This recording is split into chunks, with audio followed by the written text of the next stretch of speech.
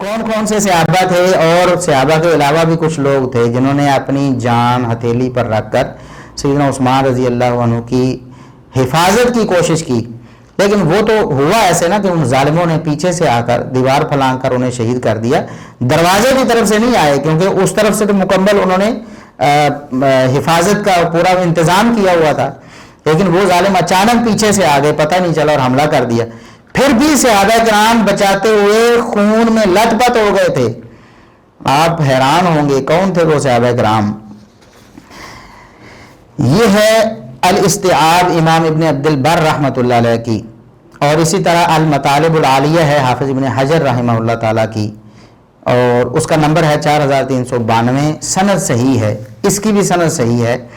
کنانہ مولا صفیہ کہتے ہیں، کنانہ یہ بیان کرتے ہیں رحمہ اللہ تعالیٰ کہ شہید تو مقتل عثمان، میں سیدنا عثمان رضی اللہ عنہ کی شہادت کے وقت موجود تھا، جس گھر میں شہید ہوئے وہاں میں موجود تھا، یعنی جب شہید ہو گئے تو اس وقت میں آیا وہاں۔ فَأُخْرِجَ مِنَ الدَّارِ أَمَامِي أَرْبَعَةٌ مِّن شُبَّانِ قُرَيْشٍ مُلَطَّخِينَ بِالدَّمِ مَحْمُولِينَ، 4 قریشی نوجوان میرے سامنے، ان کو گھر سے اٹھا کر خون میں لت پت اٹھا کر باہر لے جایا گیا، یعنی انتہائی زخمی کریٹیکل حالت میں، خون میں لت پت تھے، بہت زیادہ زخمی، شدید زخمی حالت میں ان کو اٹھا کر گھر سے باہر لایا گیا۔ وہ 4 نوجوان تھے قریش کے، وہ کون تھے؟ کانا یدرؤون عن عثمان رضی اللہ عنہ، سیدنا عثمان رضی اللہ عنہ کا دفاع کر رہے تھے۔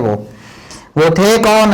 الحسن بن علی، سیدنا حسن بن علی رضی اللہ عنہ، اور ظالم جو کہتے ہیں نا سیدنا علی رضی اللہ عنہ ملوث ہے نعوذ باللہ شہادت عثمان میں، اور سیدنا علی نے اپنے بیٹے حسن کی تو ڈیوٹی لگائی ہوئی ہے کہ جا کر حفاظت کرو سیدنا عثمان رضی اللہ عنہ کی، اور وہ ان کی حفاظت کرتے ہوئے جب اچانک انہوں نے پیچھے سے آ کر حملہ کیا، تب بھی انہوں نے سر توڑ کوشش کی کہ بچایا جائے سیدنا عثمان رضی اللہ عنہ کو۔ ان کو بچاتے ہوئے انہوں نے شدید زخم کھائے ہیں ان ظالموں، باغیوں اور منافقوں سے۔ اب آپ تعریفیں کرتے ہو ان کی، ظالموں، اسحاق جھالوی صاحب اور انجینئر صاحب تعریفیں کرتے ہیں ان قاتلین عثمان کی۔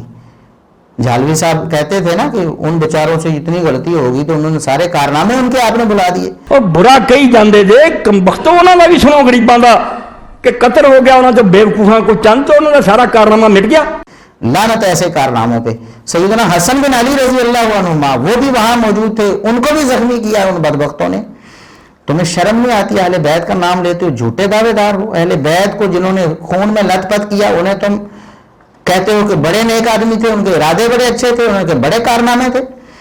اچھا، عبداللہ بن زبیر، عبداللہ بن زبیر رضی اللہ عنہ بھی وہاں موجود تھے، سیدنا عثمان رضی اللہ عنہ کی حفاظت کرتے ہوئے، ان کو بچاتے ہوئے وہ بھی شدید زخمی ہوئے۔ محمد بن حاتب تھے، وہ مروان بن الحکم، اور مروان بن حکم تھے، مروان بن حکم اور محمد بن حاتب بھی تھے، اور حسن بن علی رضی اللہ عنہما اور عبداللہ بن زبیر رضی اللہ عنہ بھی تھے۔ ان چاروں کو گھر سے اٹھا کر لایا گیا شدید زخمی حالت میں، یہ سیدنا عثمان رضی اللہ عنہ کا دفاع کر رہے تھے۔ اب دیکھیں کہ صحابہ کرام دفاع کر رہے تھے یا صحابہ کرام شہید کر رہے تھے۔ ان ظالموں نے کتنے جھوٹ بولے ہیں، یہ سیدنا عثمان رضی اللہ عنہ کی دشمنی پر اترے ہوئے ہیں کہ صحابہ کرام کے بارے میں کہہ رہے ہیں جی، اور بیعت رضوان والے صحابہ کرام کے بارے میں کہہ رہے ہیں کہ انہوں نے شہید کیا، نعوذ باللہ نعوذ باللہ۔